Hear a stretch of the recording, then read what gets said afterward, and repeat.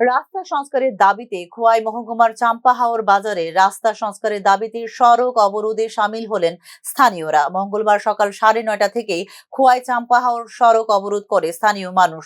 অবরোধের ফলে ব্যাহত হয় স্বাভাবিক যান চলাচল। দুর্ভোগ পোহাতে হচ্ছে নিত্যযাত্রী ও স্কুল কলেজের ছাত্রছাত্রী সহ শিক্ষক কর্মচারীদের।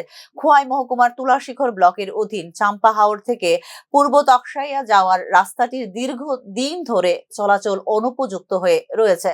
বর্ষা শুরুর মুখেও রাস্তা সংস্কারের কোনো উদ্যোগ নেওয়া হচ্ছে না বলে অভিযোগ করেন গ্রামবাসীরা। তাই বাধ্য হয়ে এই পদক্ষেপ নিতে হয়েছে বলে জানিয়েছেন তারা।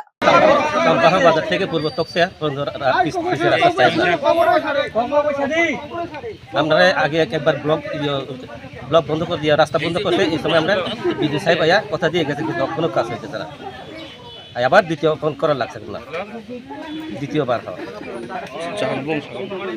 আমার নাম সচিন চাম্পাহর বাজার।